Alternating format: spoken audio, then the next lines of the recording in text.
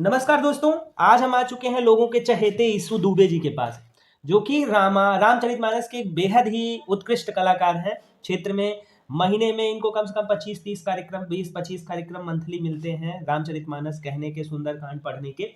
तो चलिए आज हम ईसु जी से बात करते हैं। चलिए ईसु बताइए सबसे पहले कि रामचरितमानस की शुरुआत आपने कैसे की? पढ़ने की जो शुरुआत कैसे की? क्योंकि एक जिस उम्र में बच्चे पढ़ने लिखने के बारे में सोचते हैं, आईएएस पीसीएस बनने के बारे में सोचते हैं, उस उम्र में आपने ये गाने का शौक कहाँ से आ गया कि रामचरितमानस का पाठ करना है और उसको ही प्रोफेशन बनाना है? जी, सबसे पहले मैं समस्त श्रोता बंधुओं को नमस्कार करना चाहूँगा और आपका धन्यवाद करना चाहूँगा कि आप यहाँ तक आए हमारे इंटरव्यू के लिए।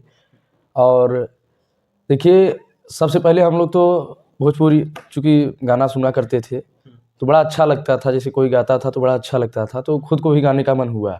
तो हम लोग भोजपुरी गाना गाने चले गए बनारस। वहाँ जाके लगभग 1-2 महीने गाए। फिर उसके बाद हमारे औता हनुमान जी जो हैं, इनके हम ठीक-ठाक भक्त रहे हैं सब दिन से।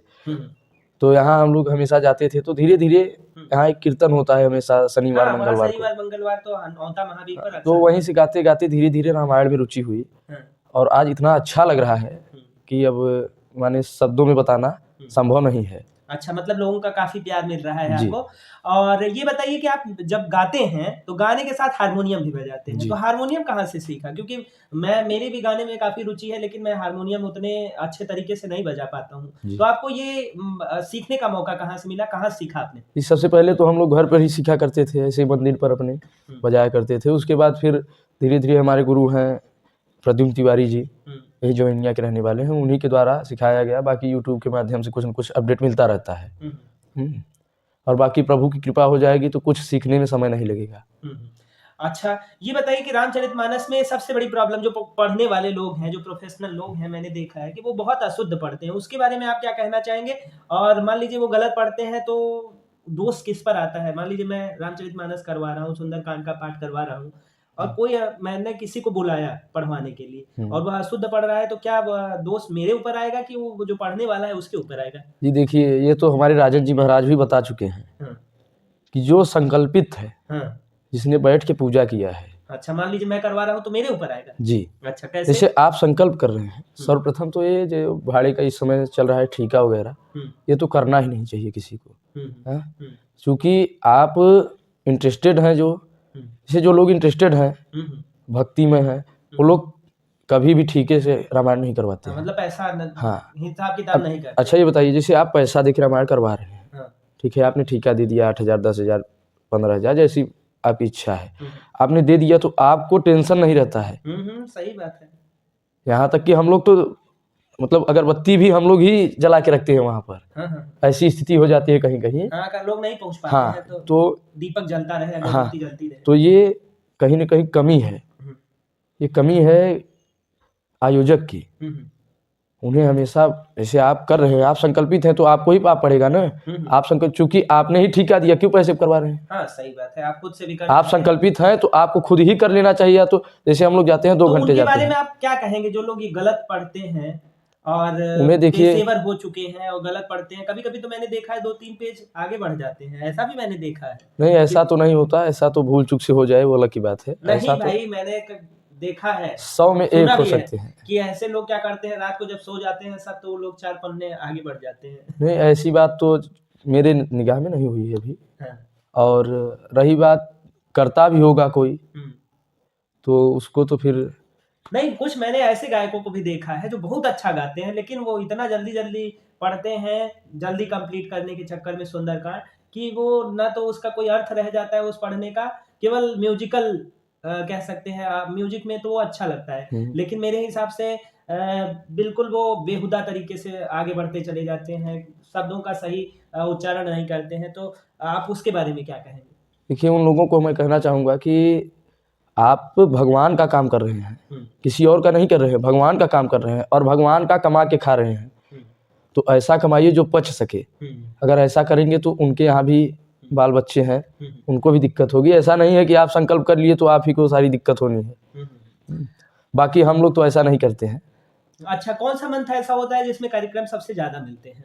लगभग यही शादी विवाह का जो महीना चलता है, इसमें लोग अमूमन जैसे तिलक है, व्रतबंध है, इस समय लोग जो ज़्यादातर मांगलिक कार्यक्रम हाँ होते हैं उसके पहले लोग क्या करते हाँ हैं? ज़्यादातर इस समय ट्रेंड में है रामायण करवाना। हाँ, रामचरितमानस का पाठ। अच्छा, ये अच्छा भी है, एक प्रकार से सनातन का प्रचार हो रहा है हाँ, और हम लोगों को भी रोजी रोटी मिल रही है, हम्म, यह भी समझ लीजिए एक प्रकार से।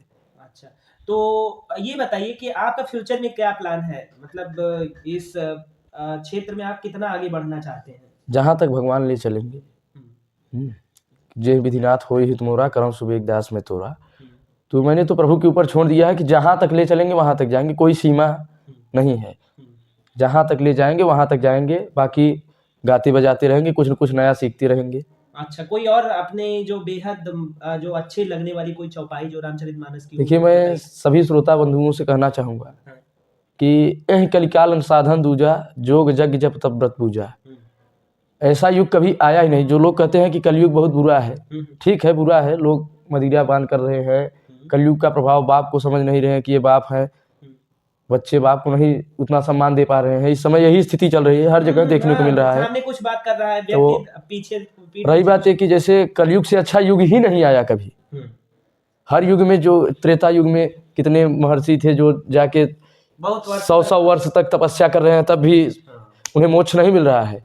लेकिन इसमें केवल राम राम करते रहिए, मोक्ष मिल जाएगा। नाम जप हाँ, बहुत मायने रखता है इसमें। हाँ, ये प्रेमानंद महाराज भी यही हाँ। कहते हैं कि नाम जप करिए। अच्छा, हम भी प्रेमानंद जी महाराज के अनन्य भक्त हैं, राधा रानी के। जहाँ भी जाते हैं गाने, अगर मौका मिला तो राधा राम का नाम का जप करते हैं अच्छा, हमेशा। और कुछ हमारे दर्शकों को बताना चाहेंगे?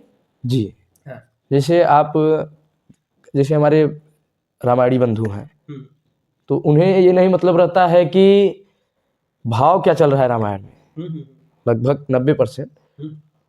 मान लीजिए प्रसंग कुछ और है, हाँ। धुन उनका कुछ और। अच्छा, एक जगह मैंने सुना था, रात में मैं आ रहा था, रास्ते में रामायण गा के ही आ रहा था। हाँ, वहाँ राजा दशरथ की मृत्यु हो रही थी हाँ, और वो भोजपुरी धुन लगा के खूब गा रहे हैं। हाँ, मतलब मस्ती वाले धुन। अच्छा, देखिए, हमारे यहाँ जो नियम बना है, इससे बेहतरीन नियम कहीं है ही नहीं हाँ, श्री रामचरितमानस का। हाँ, देखिए, दिन भर रामायण होता है और जब गाया जाता है रामायण, तो उस समय रामायण में खुशहाली ही होती है। और जब पढ़ा जाता है रामायण, उस समय अयोध्या कांड लगता है। कभी आपने किसी को अयोध्या कांड गाते हुए देखा है? कभी नहीं गाते लोग। तो अयोध्या कांड में भगवान को केवल दुख मिला है, केवल दुख मिला है, उनका बन जाना, उनके पिता की मृत्यु होना, माता सीता का हरण होना, सारी चीज़ें ये अयोध्या कांड में इतनी चीज़ें हुई हैं। तो इन सब चीज़ों को देख कर ही गाना चाहिए। जैसे मतलब प्रसंगानुसार हाँ धुन होना जी, चाहिए। आप बाकी लोग फरमाइश कर देते हैं तो गाना पड़ता है। अच्छा, लोग फरमाइश किस तरीके की फरमाइश? अब जैसे कोई आ गया, बोला कि ये गाना गाओ इस धुन भोजपुरी, में, हाँ, तो गाना पड़ेगा भाई, उसके यहाँ गए हैं। अच्छा, हम लोगों की तो रोज परीक्षा है। हाँ, कभी अच्छे नंबर मिल जाते हैं, कभी कम मिलते हैं।